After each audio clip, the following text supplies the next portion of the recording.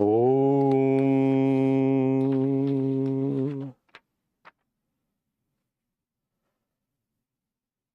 Filled with wonder, with hair standing on end, he, Arjuna, bowing down with his head to the Lord, said with folded hands, O God, I see in your body all the gods and also the hosts of various classes of beings. Brahma, the ruler, sitting on a lotus seat, and all the heavenly sages and beings. I see you as possessed of numerous arms, bellies, mouths, and eyes, as having infinite forms all around. O Lord of the universe, O cosmic person, I see not your limit, nor the middle, nor again the beginning. Pashyami devastava deva dehe sarvanstata bhuta vishesha sangaha brahmanamisham kamalastvanastam rishishcha sarvan anurangscha divyan Aneka bahur daravaktra netram pashyami tvam sarvato nantarupam nantam namadyam na punastvamadim pashyami vishveshvara vishvarupa.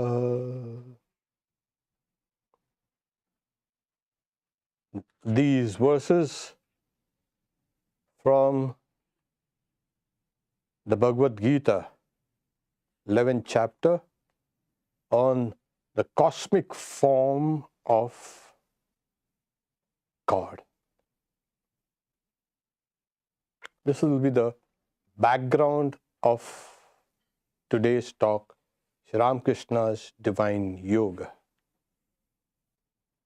The word yoga has become ubiquitous all over society. And because there is so much proliferation of this word, it's a very ancient word. But it's now being used everywhere to market yoga studios, to market products, to market everything, and to market lifestyle. The word yoga itself means concentration. It also means union, association. It means samadhi. And the various chapters in the Bhagavad Gita also are called yoga. So it's a very context-specific word. And as the word has been very ancient, a host of meanings have become associated with that, because all types of people have used it.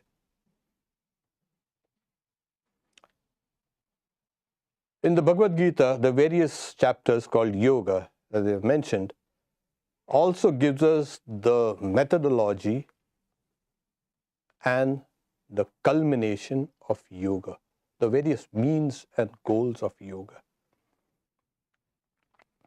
There is another meaning which is not popular, but it has a profound meaning, and that is Yogam Ishwaram, the divine yoga. Now we wonder, all yogas lead us to divinity. Yes, that's in the common parlance. But this divine yoga is different. As we can see So Arjuna, he wanted to see Krishna's powers. And Krishna says, yes, look at this. Pashyame yogam Ishwara. Look at this divine yoga of mine. But he says, the verses, but you will not be able to see my real nature with these physical eyes. I'll give you the divine eyes. Divyam dadamite chakshu. I'll give you the divine eyes. Now see my yoga form, my divine yoga form. Now this has a very profound meaning. See this, my divine yoga form. It means also, I am going to give you the divine eyes. I mean, divine vision or divine sight. Look at this. So the entire meaning of yoga, as we understand it, Karma Yoga and Bhakti Yoga and Raja Yoga and Mantra Yoga and Kundalini Yoga, all these yogas are there, yes, but this is completely different. So Arjuna's prayer was, if you think it is possible for me, please be gracious and grant me this vision of yours. And he addresses him as Yogeshwara, the Lord of Yoga. The Bhagavad Gita also says, the great master of yoga, Maha Yogeshwara. And as we've just read, I see in your body all the gods and everything. Now, what Arjuna saw was Krishna was standing there, and immediately the scene completely changes and he sees the cosmic form of God. We are apt to think like, oh God, something like with hands and feet. Yeah, it's there. But that's as we will look at this, it's not really God with hands and feet, etc. Saying the God is the composite of all creation, every living being, from the ant down to gods and goddesses and everything, the subtle realms, and they are filled with many beings. So this entire creation is the body of God, situated inside the body of God. I think this is okay, this is clear. The cosmic form of God, God's body is cosmic. And within that body, there are all these existence, our existence, yours, mine, everything. Whatever you think of, whatever you can imagine, it's all there within that cosmic form of God. It's called the cosmic body of God. The meaning of the word divine yoga, you will see. Partly it is this. This is one meaning. That the yoga powers. What are the yoga powers? Well, Shankaracharya in his commentary, he says, an extraordinary yoga powers. Yeah, we can, many people here, they claim, we are yogis and we've got great powers and so and so and so. And what they can do a little few tricks, and that is considered great. It's nothing.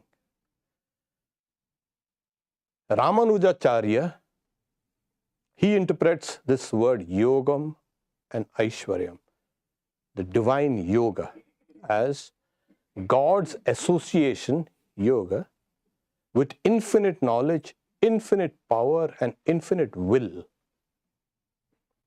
That is the meaning of the word yoga. Because God creates everything through the power of will, the power of knowledge, and the power of work. It's called Ichcha Shakti, Kriya Shakti, Jnana Shakti. There's another commentator on the comment. We have this.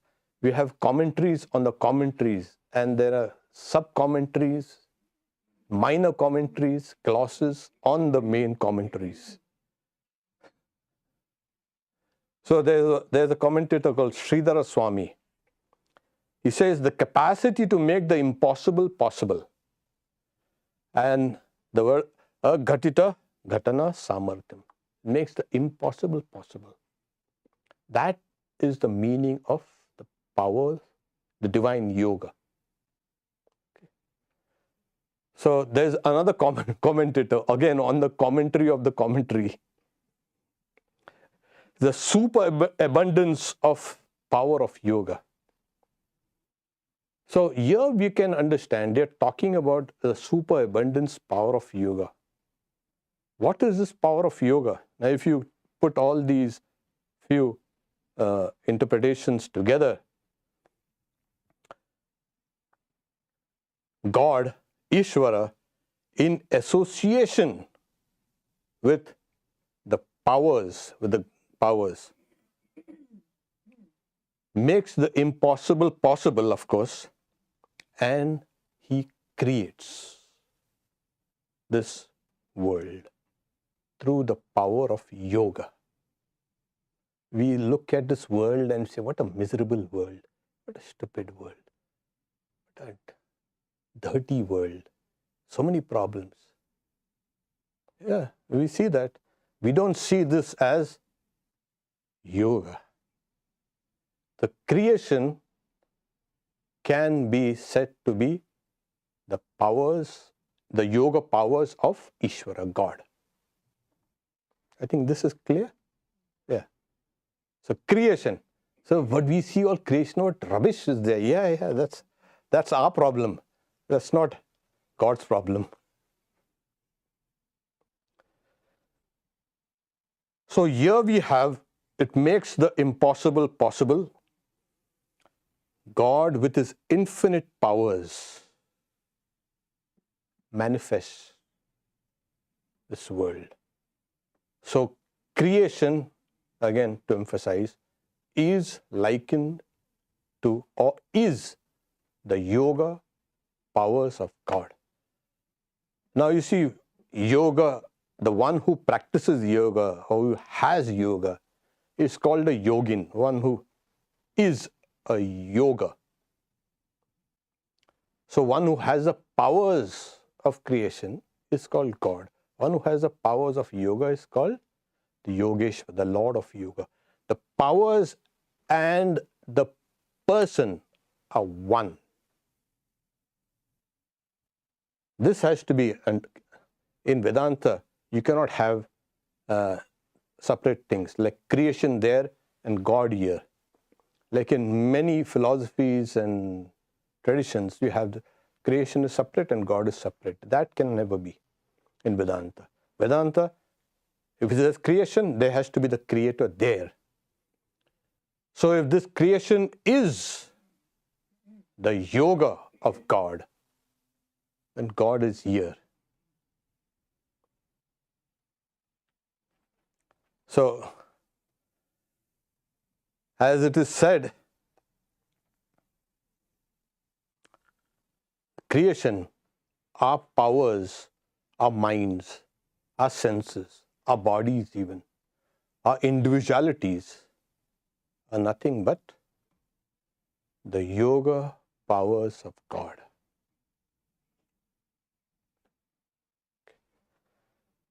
Now, how does it happen? if you see in our lives, it's, we live our life on that mundane level. Eating, drinking, sleeping, this, that. And if we cannot eat, we cannot sleep, we cannot drink anything, we get so upset. We run to 20 doctors to find out. So this is on the kind of mundane level.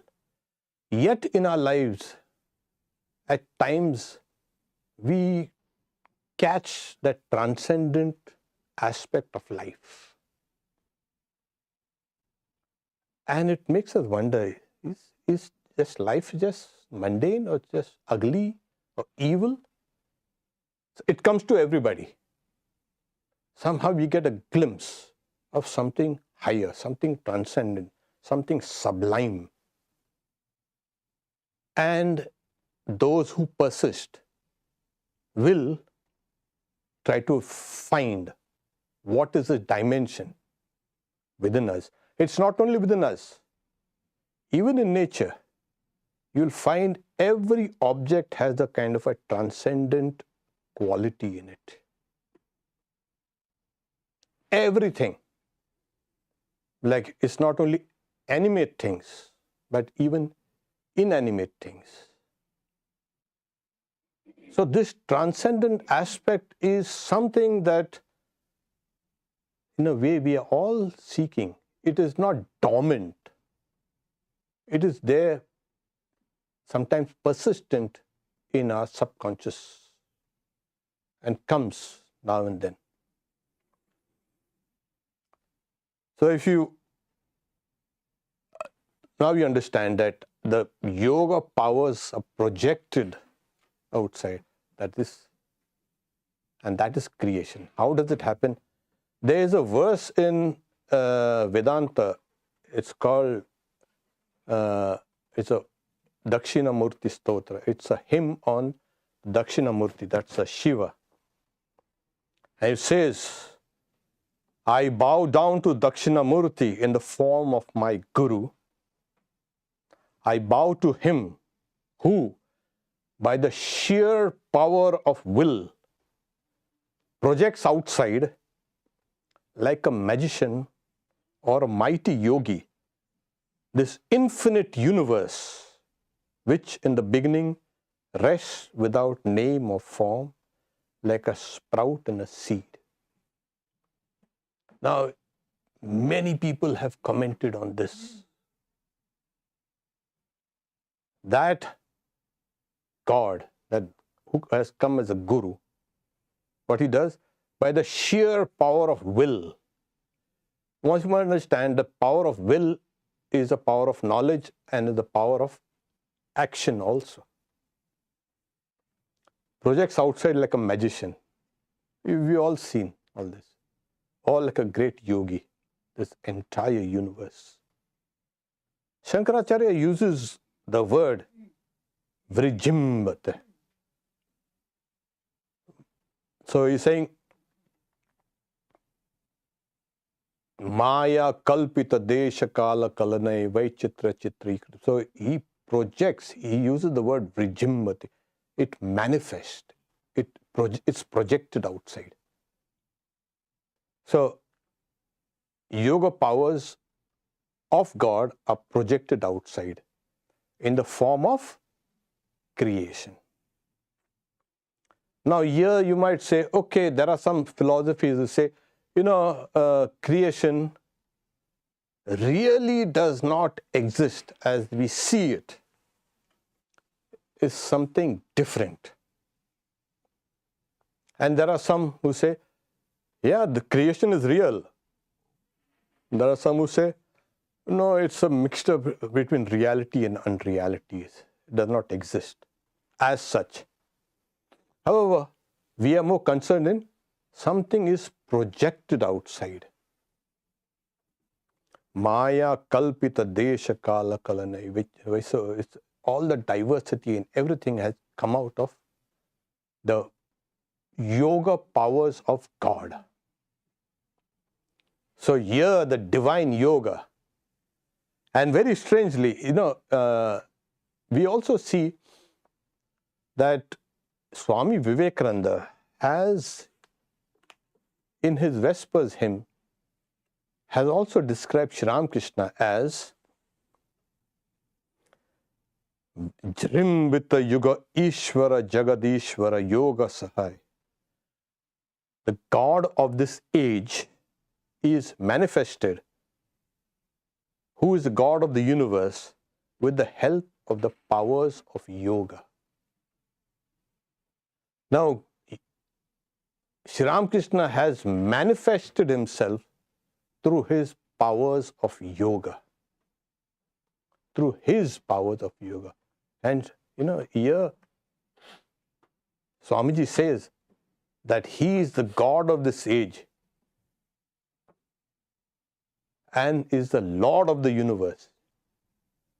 The word he used is Yuga Ishwara, Jaga Ishwara.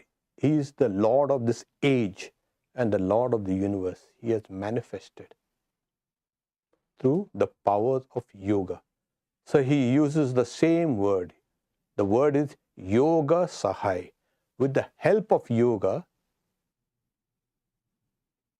God has manifested not only this creation, but also himself in this creation. So what really shuts us from seeing the Lord of the yoga? We are seeing yoga.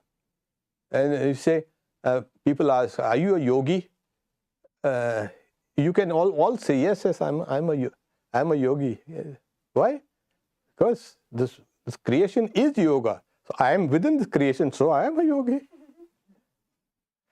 And to differentiate us from that great one, so he is the great yogi.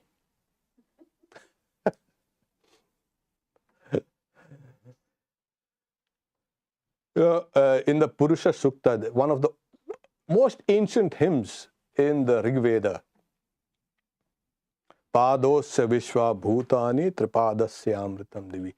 Like a fraction of God's yoga powers is manifested as this universe. The rest of God is transcendental.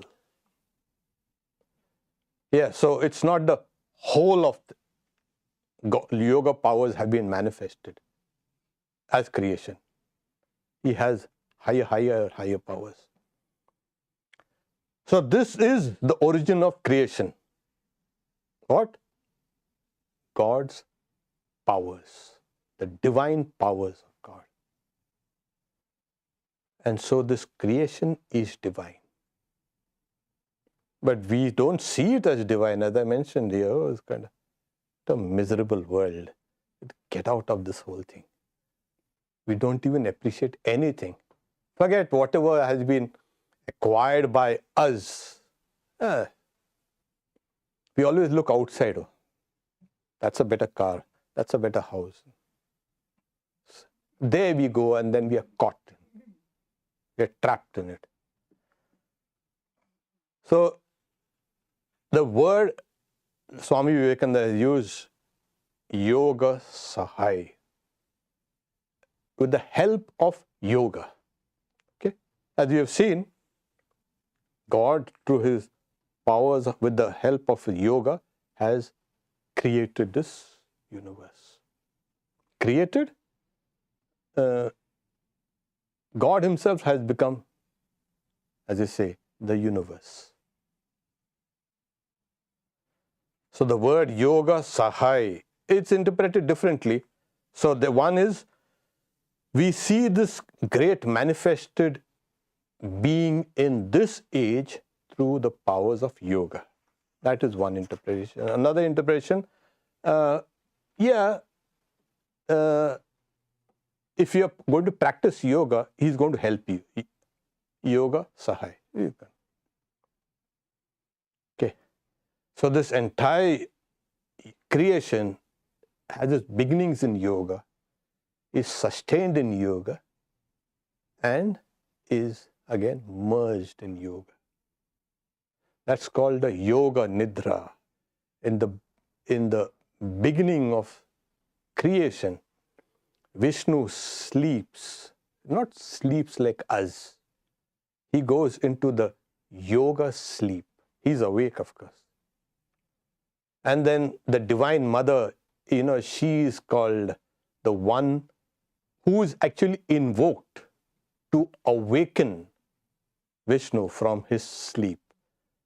That goddess is called Yoga Maya. And very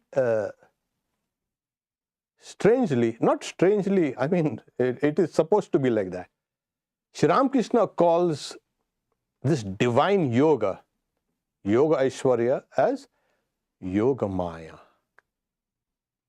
It is the power of yoga, but it also has the power of concealment. That's why we cannot see the yoga of God, the creation of God. We cannot see God. So it kind of covers Yoga Maya. So Krishna tells Arjuna, he says, after he has given him the divine eyes, Divyam dadami te, I'll give you a divine eyes. You cannot see me with these eyes. So that's a lesson for us also. You cannot see God with these eyes. You have to develop the yoga eyes, the divine eyes. So he says,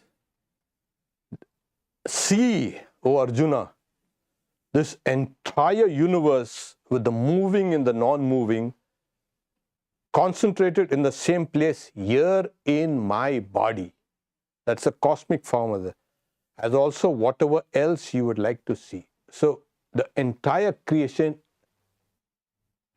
Krishna tells Arjuna, see, here it is. You want to see creation? It's here within me. And then Arjuna sees, should the effulgence of 1,000 suns blaze forth simultaneously in the sky, that might be similar to the radiance of the Exalted One. There he saw, there in the body of God, all the gods and the whole diversely manifested universe. So now you know where you are actually existing.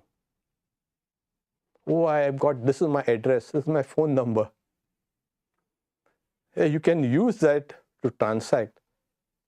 But in your quieter moments, you must know your existence is in this, the cosmic form of God. That is what you are. So we have become so isolated from our origins, from a foundation. That's the reason why that power of yoga acts as a veiling power also, Yoga Maya. It's not letting you see that. Okay.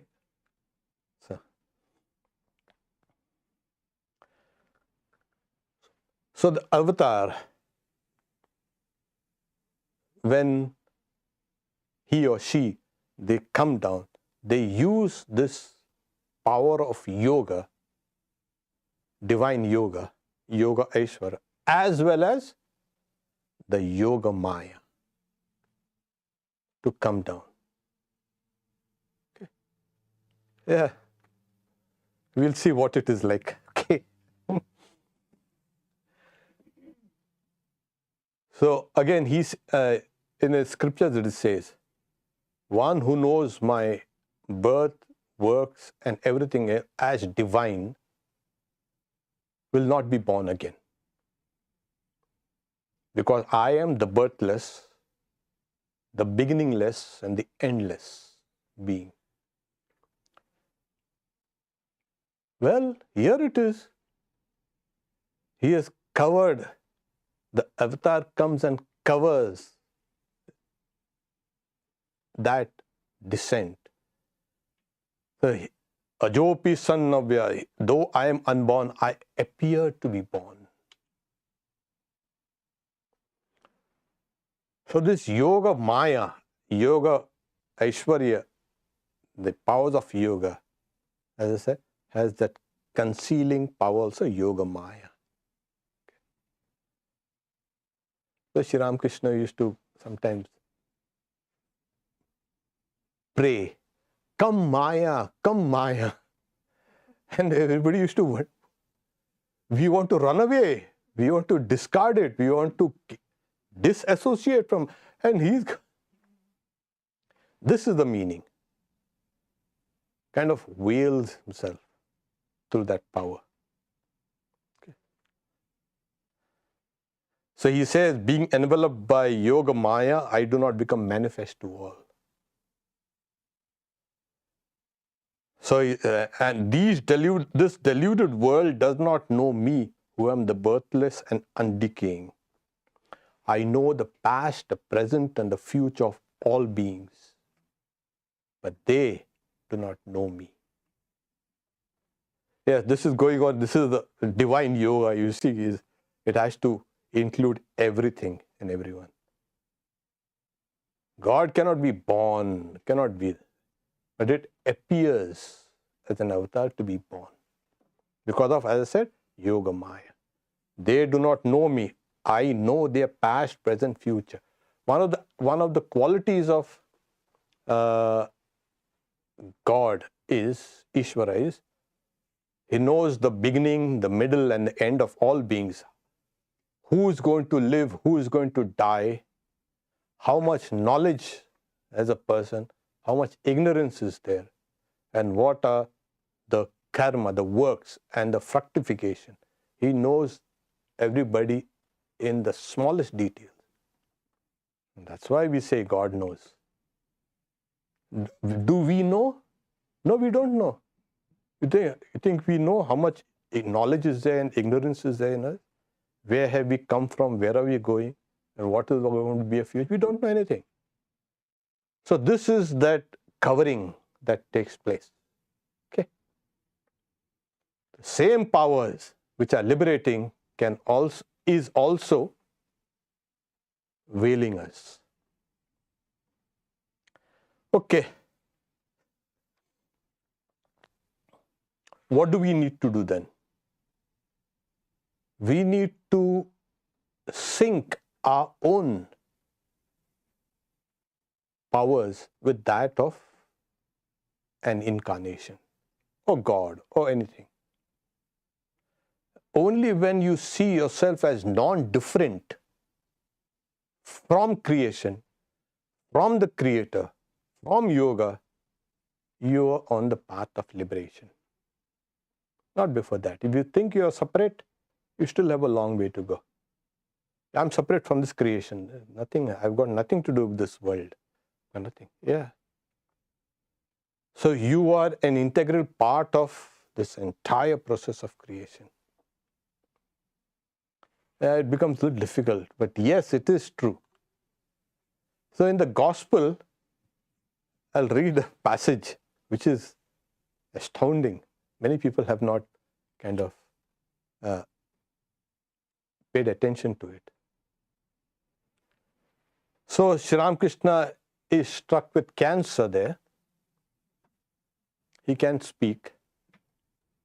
He's in Kashipur. So he's sitting down. He's telling Rakal, that is Swami Brahmananda. So he's saying Narendra, that is Swami Vivekananda, is now beginning to understand you rather well. This is something which is, it seems like, yeah, okay. No, it has a greater implication. So Master is smiling at Narendra. No, he says, Sri Ramakrishna, yes, he acknowledges it. I see that many others too are beginning to understand.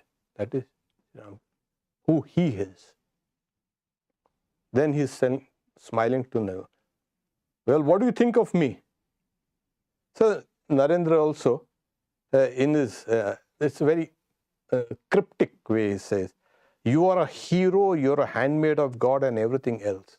That is Jnana Yoga, Bhakti Yoga, and all the yogas are there within you. For us, it's like the hero, handmaid, and all. But they understood what was going on between them. It means all the various yogas. These words filled Sri Ramakrishna with divine emotion. He places a hand on his heart and was about to say something. Then he looks at Narendra, that is Swami Vivekananda, and the other devotees. And he says, I see that all things, everything that exists, have come from this. Now, if you visualize Sri Ramakrishna emaciated, racked with pain, he's a cancer, he cannot speak. And he's saying this, I see that all things, everything that exists, have come from this.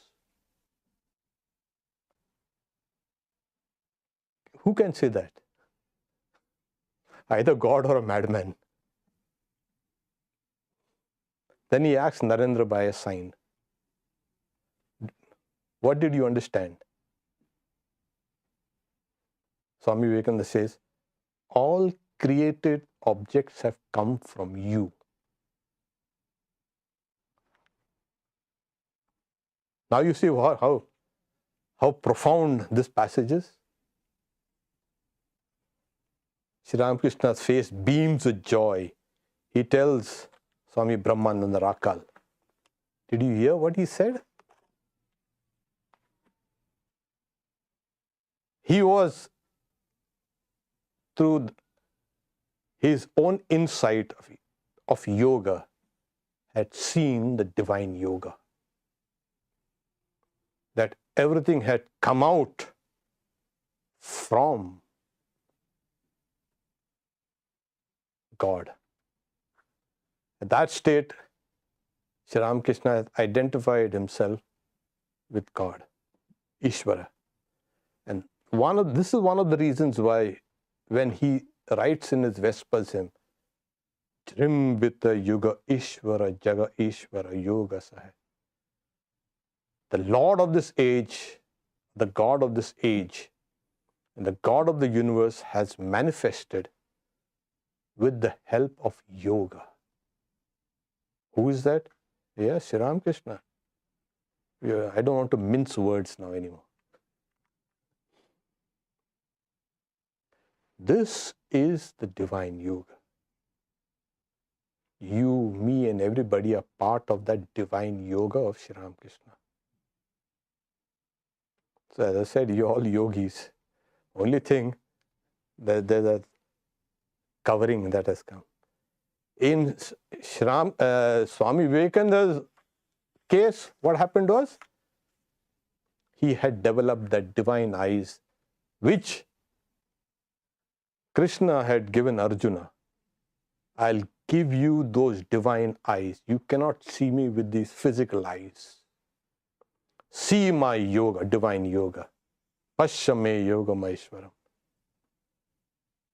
So Sri Ramakrishna had given Swami Vivekananda these divine eyes. So you could see this divine yoga. And his experiences were also there. He saw everything as consciousness. What is yoga and what is this? It is God with hands and feet. It's all consciousness. So when you can, even a slight awakening of that divine eyes. What is divine eyes? Your own divinity. How do we know this creation, etc., is a manifestation of divinity? It has to be, because it's a gradual unfolding of consciousness in life and in matter and in mind and everything, progressively. Yesterday, we were discussing a few things about with another karma yogi. We had a karma yoga yesterday, and so he's saying, see, consciousness is here in the brain, and this and that, and he's trying to explain it. There's a hard problem of consciousness and a soft problem of consciousness.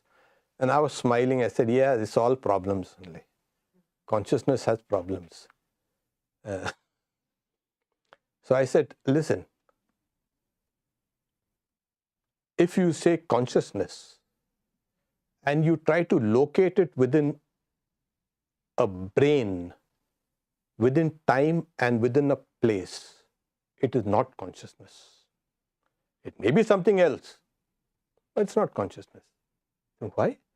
Because whatever is consciousness transcends time and space. Time and space do not act as a barrier.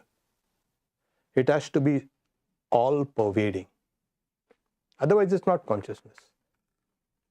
It might be something else. Let them find out what it is. But the Vedas are very clear.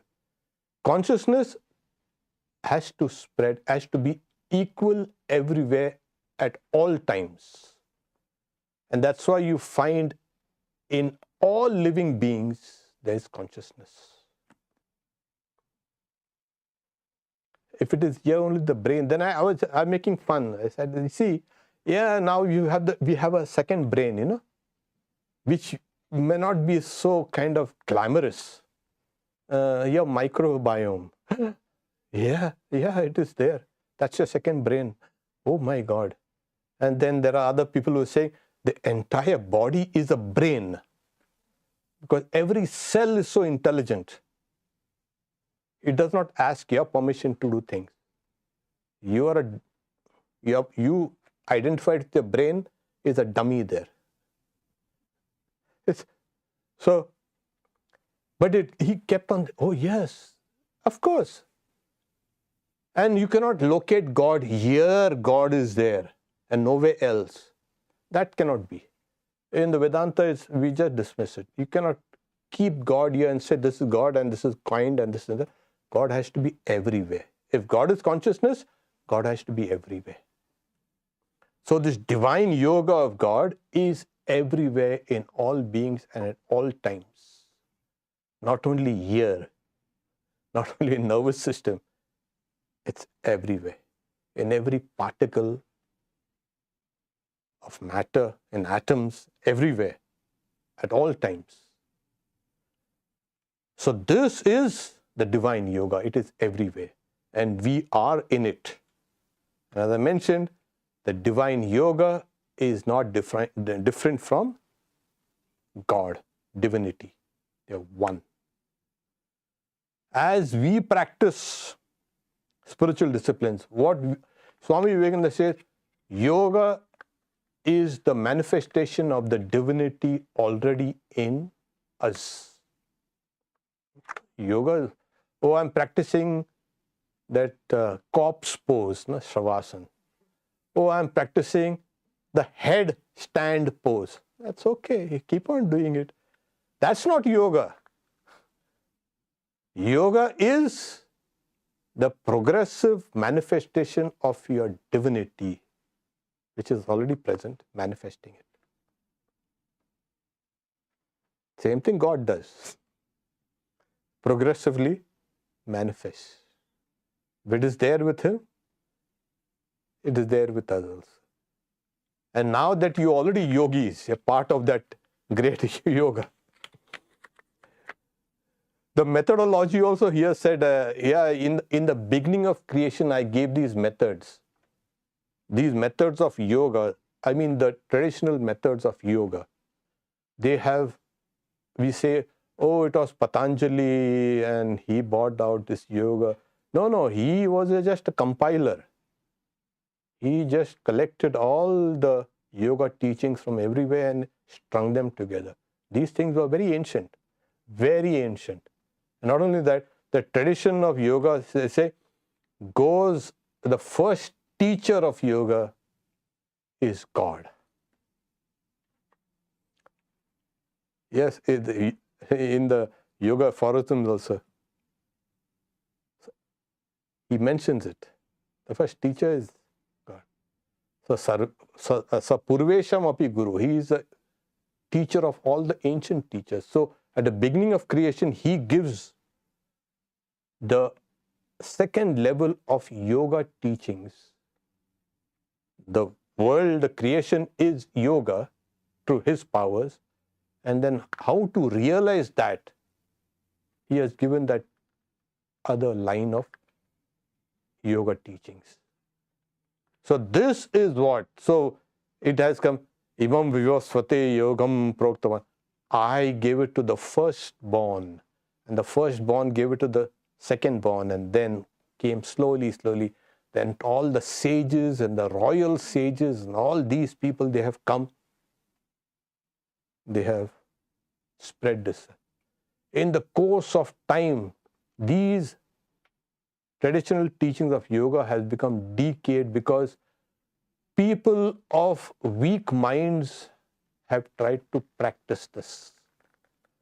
So he says, I've come to restate that ancient yoga. So every time that the yoga teachings become a little kind of tepid or a little kind of diluted, then an avatar comes to redefine it.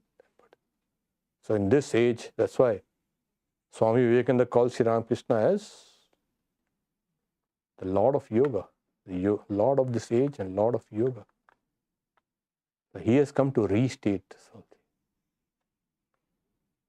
So you are there as yogis, and now you all have been given a methodology also to bring in that yoga perception. What's the goal of yoga? Health and wealth. How can that be?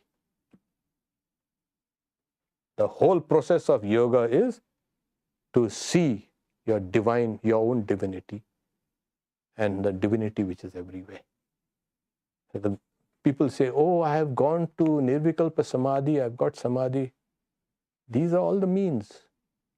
They have got nothing to do with what yoga has been teaching us. That direct perception of your own self and as embedded within the greater self consciousness. This is the divine yoga.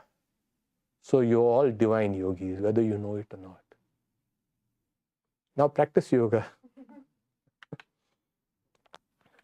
As another meaning of that word yoga sahay, he'll help you. So an avatar comes to restate, redefine the yoga practice with you, and he also helps you. This is the way he helps you. This is Sri Ramakrishna's divine yoga. Okay. Om Shanti Shanti Shanti Harihi Om Tat Sat Shri Ramakrishna Arpanamastu.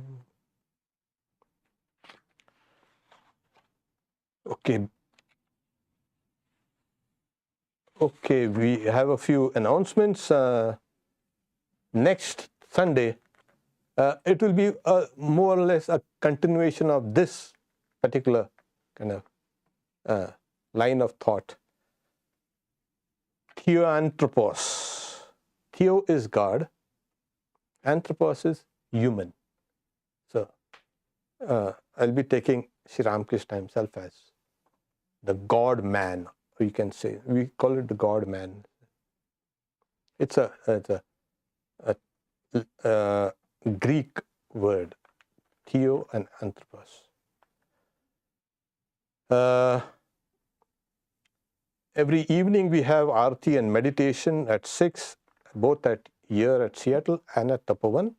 Wednesday we have a 7 p.m. we have a Gospel of Sri Ramakrishna study group, Swami Avikarananda. Thursday 7 p.m. towards the goal supreme, we have a reading and discussion at Tapovan by Swami Brahmatmananda. Friday 7 p.m. the 6th series of the Mantra Yoga class, we have Mantra Yoga and the Conquest of Death. So, and we have, of course, Mother's Children. So if there are no questions here. The online questions aren't here, so we can On the in-person, we can have a QA session down there. That will be.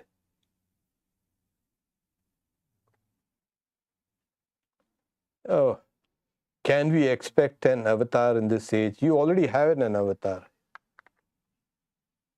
And even if the avatar comes, you will not be able to see him. Better start practicing yoga so you can develop that divine eyes so you can recognize. So an avatar, I'm an avatar.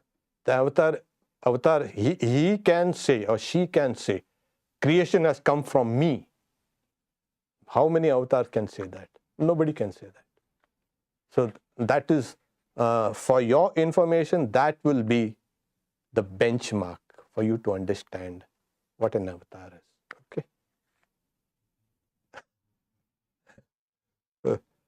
Om, peace, peace, peace.